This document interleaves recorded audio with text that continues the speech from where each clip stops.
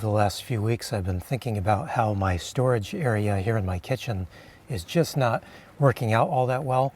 So today's the day I think I'm going to try to fix it.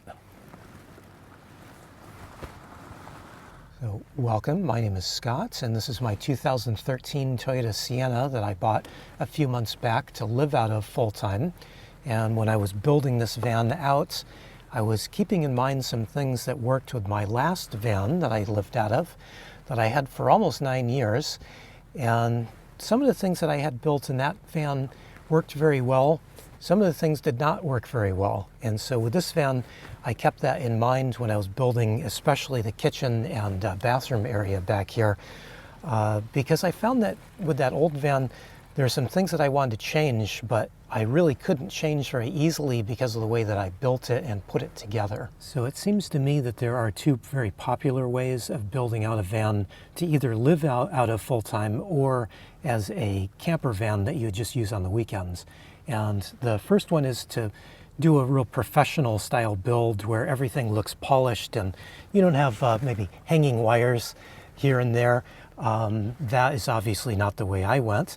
There's also the other way, which is I think the more popular way nowadays, where people are doing a no-build build, that they're basically taking bins and things and just putting in the van so that they don't have any damage that happens to the van. They can keep the van basically stock and have it be multi-use. Maybe maybe people are thinking that they want to have the van for multiple uses so that they can pull their camping stuff out and use it as kind of take the kids to soccer practice for most of the time, and then they can just put the camping stuff back in when they do want to go camping. Now, I fall directly in the middle there, obviously, because I think that there's some advantages to doing both ways. But the thing that I found with my old van was that I kind of overbuilt that old van, and that I built stuff kind of over top of other things. Like my countertop and my sink in that old van were connected, and the backsplash was actually covering up the countertop. So any little minor changes that I wanted to do to the countertop meant that I would have to tear apart the whole kitchen. It's a huge problem. I also needed to do some maintenance on my sink, and that was a big problem because I would have to tear the whole thing apart just to pull out the sink to get behind it to do some maintenance on it. So with this van, I went a whole different route in that I wanted to make everything separate, and I don't care what it looks like. I just want to make everything separate so that if I do want to make some upgrades over time, or if I need to do some maintenance on stuff, it wasn't going to be such a big deal like it was in that old first van that I had. And that's why I started my build off with the stainless steel shelf. So this is called a speed rail, and they are common in the restaurant supply industry. You can get these at any restaurant supply store. If you think you've seen these before, you probably have seen them a million times. Restaurants use these to hold liquor bottles, usually behind a bar or in a restaurant in some place. And so they're a nice, easy way to add storage. They screw to a wall very easily, and they hold a lot of weight. I also like that since it's stainless steel, I don't have to worry about it getting too close to my stove. So a lot of upside with these. The thing is, they come in kind of standard sizes. I think mine's 32 inches long. The store that I went to had 4 different sizes to choose from. So I just had to pick the size that would kind of fit my space best. But in actuality, it's not really the perfect size. If it were maybe 2 or 3 inches shorter, and actually maybe 2 inches more in depth, it would be a lot more useful for me. But it is a good kind of starting point. And I'm not going to get rid of this, but I am going to just move it around a little bit today to try to clear up a little bit more space over here in my bathroom area. And to explain why I want to clear up some space over here, you can see that the shelf comes right to the edge of my faucets here. And it's not a terrible thing. I can still move the faucet to the left. I just can't really move it to the right. And I would actually like a little bit more storage space here on the top of the sink, so I can hopefully at some point get rid of this travel case that I have my toiletries in. There seems to be this idea that because I live out of a van, I should be using more camping supplies and travel supplies, because in a lot of people's minds, I'm always camping, which is actually not true. I'm a city guy. I'm always in a city of some sort. I really almost never camp. I think last year I camped either 3 or 4 times all of last year. So not a camper. I live out of my van. And as far as full-time travel, I mean, there again, my van is my house. So I kind of set up the van as a home. And so I don't like using travel supplies just the same as I don't like using camping supplies. Now, I have been using this case for my toiletries just because it's simple. I was able to put all my toiletry stuff in here and have it in one spot. I don't have to go searching for something, chasing something down.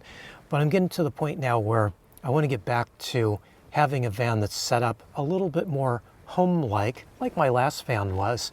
So that's why I want to get to moving some things around here, just making some minor adjustments to what I have in anticipation of probably doing some building, build something here that would be a little bit more comfortable to use on a daily basis. So my first step here is to pull all the stuff off of the shelf so that I can detach the shelf from the wall and move it over a little bit.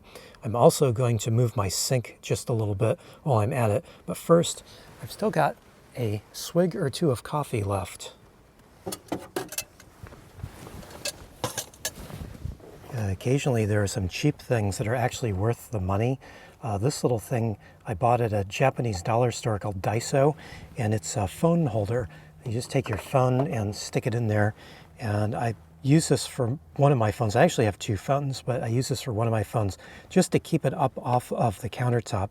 I've learned not to set my phones down on my counter because since I live in a van, I'm usually never parked on the level, and I tend to spill stuff, knock stuff over and spill stuff. So if my phone were down on the counter, it's much more likely to get damaged, and that's probably why I have kept this phone for so long. This is an iPhone 11 Pro, and it still works, although it's got lots and lots wrong with it, but it still works. I haven't destroyed it yet, and it's probably because of just little simple things like a dollar store phone holder. Who knew, really? These speed rails are made for easy installation. They have these slotted screw holders on the top, and then to lock them in, there's another drilled screw hole right below them. So that way you can easily get them on the wall, then lock them in place quickly, just with plain old screws. And that's going to make this extra easy for me to just move this down a little bit. This is actually the second time I've moved this shelf. When I first installed it, it was up a little bit too high, and it interfered with being able to open up the window back here. These Siennas have a little kind of pop-out window in the back, and at the time I didn't have any ceiling fans, and so I wanted to make sure that I had as much airflow through here as I possibly could. So I needed to move it to be able to open that window. Now, since I don't really ever open the windows again, so I'm actually thinking, should I mount it back up a little bit higher? Maybe I should. So while I am deciding where I'm going to mount this shelf, I can show you how I have installed this backsplash. I get a lot of questions about this. This plywood backsplash is actually attached to the van with some of this unistrut. I've got some of this unistrut that runs behind it. I'm not taking the backsplash down. You're going to have to take my word for it that there is some of this metal back there. You can see one of the bolts here that bolts through the plywood into the unistrut behind. And that works on the center, giving a bit of support. But then on the sides, I need a little bit extra support. So I bought some of these little metal connectors at the hardware store, screwed those into the plywood, and then on the other side, they're actually bolted into the van with some existing threads. So I think this bolt was actually here when I took off the vinyl pieces here that were on the van. So I just took it out, put the little piece in and bolted it back in place, and that gives a lot of strength there, and it was pretty easy to do. And of course the unistrut that's behind the plywood that we can't see is bolted in the same way. I utilize usually the old seatbelt mounts, and that was a good way because I didn't need to really buy any bolts or anything. The threads were there, the bolts were there. I just pretty much, like this one is bolted in place, I just took the old seatbelt mounts out and then bolted on the metal unistrut material, and then built everything else off of that. So the unistrut behind is holding up the backsplash and providing support for the countertop and the sink as well. I've been going back and forth on the options as to where to install this again, and I think I'm going to go with this, although the only drawback with this spot is I can't open the window because it will interfere like it did when I had originally put it in. But I think I'm okay with that because I just don't ever open this window at all anymore. So I'm just going to do a pilot hole here and install this right here. I think it'll be fine.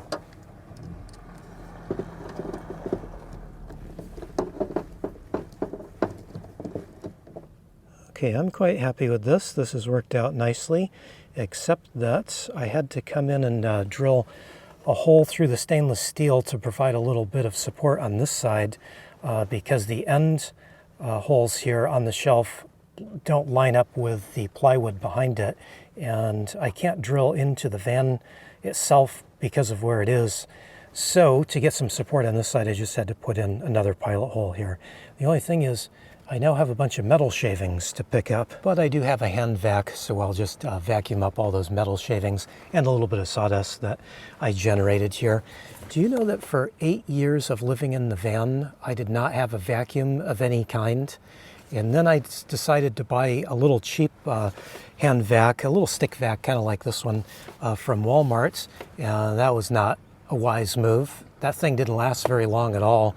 So I thought, well, the form factor of having a little stick vac was good. It was a little smaller than this one, but I thought I should buy a little better quality one. So to replace it, I bought this one. This is a Ryobi I got at Home Depot. And I bought this one because I figured Ryobi stuff is usually pretty good, and the battery that it takes is the same as my drill. So it ended up being a really good option for me because it didn't come with a battery, so it was a little cheaper that way, and then I just used the battery that came with my drill. So it's a nice little option and a pretty rugged vacuum. I use it all the time. Definitely much better than the Walmart vacuum, if you ask me. Now, taking another look at this, I guess I can open the window. If I really push on it, I can get it open. Not that it's something I'll ever really want to do, but you never know. The fact is, I never remember to close those windows when I open them, and I actually left one open during a rainstorm one time. I was really upset with myself. Not that it was a big deal because I didn't have anything built out in the van at the time, but it did get stuff wet. So I don't want to open the windows anymore just because I never remember to close them. Like this one on this side, I've got it just blocked off with stuff, so that one I can't even open if I wanted to, but that's totally fine. I figure it's just extra security that way, right? And mostly security for me not remembering to actually close the windows when I open them. Okay, I've got all this put away. I think I'm quite happy with that, although I'm still using this travel case, which I need to get rid of at some point, but I've got a little more room on this side of the sink so that I can think about maybe building something or buying something that I could just attach on top of the sink and keep my toothbrush and hairbrush and all that kind of thing easily at hand. And then I can get rid of this thing and put some more food type stuff up here, which is always my plan in the beginning. This toiletry case just got stuffed up there just because it was convenient. But I'm on the move now to get things sorted out. The other thing I wanted to do today is to move the sink over because I've got my little homemade water filter set up here and there's not really enough room for it. So I want to just move the sink over a little bit. Okay, so I just moved the water filter out of the way so I don't ruin that. I dropped it once a few months back and had to rebuild it because I cracked the bottom bucket on it. So I'm trying not to do that again. And one of the reasons that I want to move the sink over is to make a little more room for maybe buying a water filter in the future. I was thinking if I could find a stainless steel one, that would be nice. And then I wouldn't have to keep rebuilding the water filters. If I drop it, it won't crack into a million pieces. Might get dented, I guess, if it's stainless steel.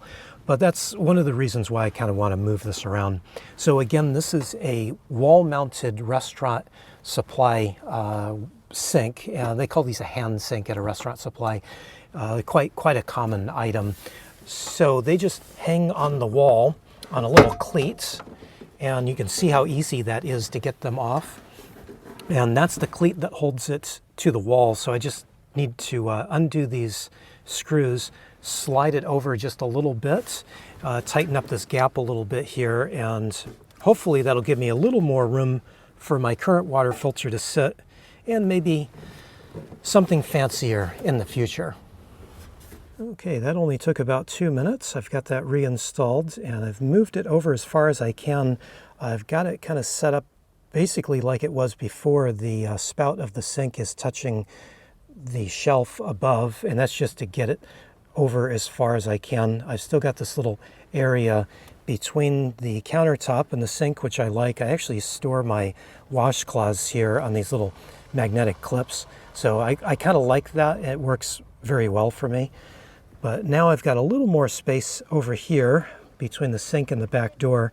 Let's see if that improves the water filter sitting here or not. Okay, I'm happy with that. I don't think I have quite enough room for a store-bought Berkey water filter over there in the corner, but I've got plenty of room for this one.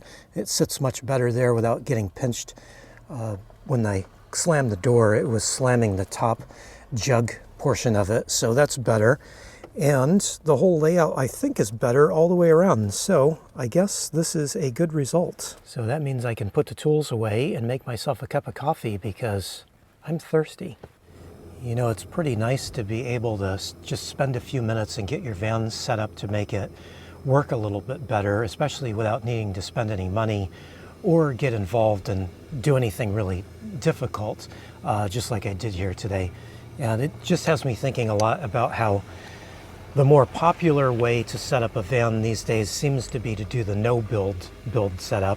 And I get that that's a good way for a lot of people, that they don't want to make any changes to the van because they're not quite sure if they really want to do van life, for one thing. And then the other thing is, you know, they're thinking about resale value with a van. What if they want to get rid of the van and they don't want to do anything that's going to be major to it that would harm that? So, like, I understand all of that, but I think for somebody like me that obviously, since I've been doing van life for almost 9.5 years at this point, I want to keep doing van life. So it takes all of that parts of the equation out of that for me, you know, and for those of you that are like me that know that you want to keep a van for an extended period of time. Of course, it makes us want to jump in and just do some things to our van more than somebody that just wants a van for a weekend camping trip. But I do think that it makes a whole lot of sense to just go ahead and build as much as you possibly can. There's some safety aspects with that too. I mean, I do realize I've got stuff that's kind of precariously up here that if I did get in an accident, it could go flying around. But a lot of the stuff, a lot of heavier stuff, is locked in place. In fact, my stove, you probably can't tell, but my stove is actually locked down. I've got magnets on it, and because my tabletop is of magnetic stainless steel, the stove is stuck right to the tabletop and stuck very well. I've got 30-pound pole magnets on both of the back corners on that, so it does not move around at all. In fact, it's really hard to move, even slide around for me. So it's a little bit of an inconvenience if I want to kind of shift it around, but most of the time it just stays put. And I know that if I do slam on the brakes hard, it's not going to go flying toward me. Now my olive oil, that's a whole nother thing. And that's, you know, part of why I want to move along on getting this built out. a little bit more so that I know that I can get some safety built in on this, as well as having it work as being a little more easy to work with and easier to use on a day-to-day basis. Today we're drinking some Fogline coffee. This is some decaf coffee from Fogline. This is my favorite coffee roasting company, and I try to stick with just the small local roasters, so that's why I've been drinking a lot of Fogline. Plus, they have the lightest roast decaf that I can find regularly, so that's another reason for me to buy it. So I just measured out today I measured out about 15.5 grams of coffee and ground it to order, and then we're brewing it in my AeroPress. And while that's brewing, I've got a little bit of hot water in my mug here just to warm it up. And once we get to about 4 minutes, I'm gonna plunge the coffee from the AeroPress into my mug, because that's where I found this coffee tastes the best. We're just about we're actually close to 4.5 minutes, so I got it plunging this. Whenever I bring up the fact that I drink decaf coffee, a lot of people get after me and tell me it's not good for me and stuff. I understand that, and part of the reason why I like Fogline is they only use the Swiss water process decaf. So the only way that they're pulling the decaf out is using water. And I've tried other decaf methods, and the reason that I stick with the Swiss water decaf is it doesn't bother me at all. There's another method that they call the sugar method, and I did some research on it after I bought a bag of it from another small roaster, and it bothered me a lot. Every time I drank it, it just really bothered me a lot. Bothered my stomach, seemed like it gave me a headache, and so I did some research on what that sugar process is, and apparently that's a chemical process. There's nothing natural about it, and that's why it was bothering me. They call it sugar because I guess they figure that, I think they call it maybe sugar cane process. Sometimes it depends on the company, but it makes it sound like it's a natural process because they're using natural sugar cane. But there's nothing natural about it, and I could definitely tell the difference. So after that bag, I made sure that I only ever buy Swiss water decaf, and like I said, Fogline only does that water processed decaf, so that's another reason why I stick with them. And I am always on the lookout for something else from another local roaster, but for some reason I just can't find anything that I like nearly as well as this one. So I've got quite a bit of this on hand at the moment, so I won't be trying anything new for a little while, but that's okay when you got a coffee that you really like, I guess. Well, this is interesting. I always add half and half or whipping cream into my coffee, but I just thought I'd try this one without, just because I haven't done that before, and it is really good. The flavor there is incredible, and that's surprising to me because I always prefer coffee with some cream in it, but I guess that just goes to show you gotta try things outside of your comfort zone a little bit. So I'm now out of my comfort zone a little bit, but I think I'm gonna still add some half and half to this because I like it better with a little bit of half and half, but I'll drink a little bit of it black, I guess. Well, since it's now dinner time, I should probably eat some lunch. I thought I would make up some of this ground beef that I have, if it's not frozen. Tried to cook a little bit of this yesterday and it was frozen, so last night I moved it up to the top of my fridge, and I guess it's mostly thawed, so that'll be the protein portion. And then I was rooting around in my pantry and I found that I've got this bag of potato flake and another whole bag of potato flake, and this one's been open for months. So I thought maybe I should just use some of this up and make some potatoes up. It'll be mashed potatoes, like instant mashed potatoes. I like this brand. This is a Bob's Red Mill brand because it's just dehydrated potatoes. There's nothing bad in it. Although now that I'm showing this, it just gives a little more fuel to the fire. People are going to yell at me for drinking bad for me decaf coffee, and now I'm making instant mashed potatoes. What am I thinking? I'm just eating all kinds of junk, aren't I? I gotta say, I'm not crazy about instant mashed potatoes, but you blink and they're done. They're ready to eat. So that's a nice thing about them. Just give them a little taste here. I think they're fine. I made them in my little enamel and cast iron pot here so that they will stay warm. So cover those up, set those aside, and get to cooking the beef. Now, this is some local grass-fed beef, and it is cooking a little slower than the instant mashed potatoes. Maybe that's not surprising. Yeah, I think these are cooked, so I'm going to put one of these patties aside. Don't know if I'll eat that one today. Maybe I'll save that one for tomorrow. I'll put the other patty in on top of the mashed potatoes, and then I will make up the gravy sauce, and for that I'm going to do half of a organic bouillon cube. Figure as long as I'm eating all the things that are going to make people angry, I'll just keep going with it. And then I'm going to try to make this a little bit, I'm going to turn the heat off for just a second here. I'm going to try to make this a little bit more tasty by adding in some curry powder. This is my favorite curry powder, S&B from Japan. Really, really good stuff. So I won't need too much of that, but just toss a little bit of that in. That should make the gravy a little bit tastier. And then I do need some water, which I will get from my water filter here. So I'll get this together, and then I'm going to actually thicken this. This might be easier if I use a spoon, wouldn't it? And then I'll just thicken this up with a little more of, what did I do with them? A little more of that potato that I'm trying to use up. I'll just add in probably about a tablespoon of that in here. I'm going to go in with all of this water. Make a little bit of gravy for me to go with all that mashed potato I'm eating. I'm trying to scrape up some of the meat juices that were on the bottom of the pan from cooking the beef. I don't know if I've added enough of that curry powder, but I guess I can smell it.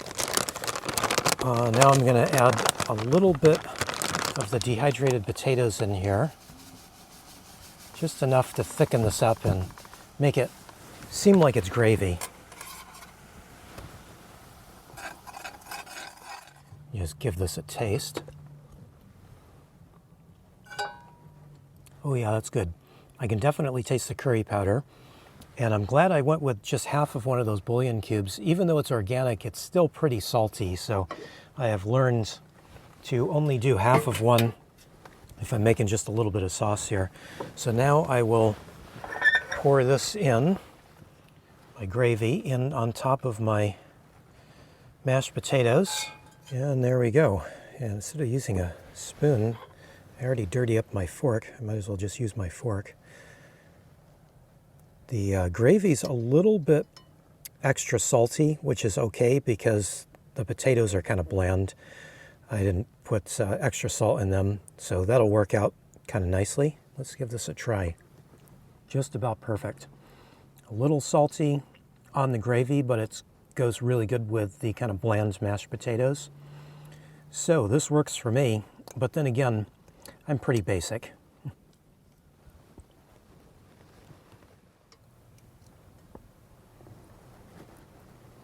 Well, that's about it for me. I think I'm going to take a few minutes and enjoy my dinner nice and slow. And then after, I still have half a cup of coffee left that oddly, I never put any half and half in, if you can believe that. Tastes so good without the extra cream. I'm just going to enjoy it just as is this time. Probably go back to drinking it with half and half the way I like it. The same in the morning, but I think for today, this will be it. And for today, this will be it for this video. So thanks for hanging out with me today. Thanks for watching. I really appreciate it.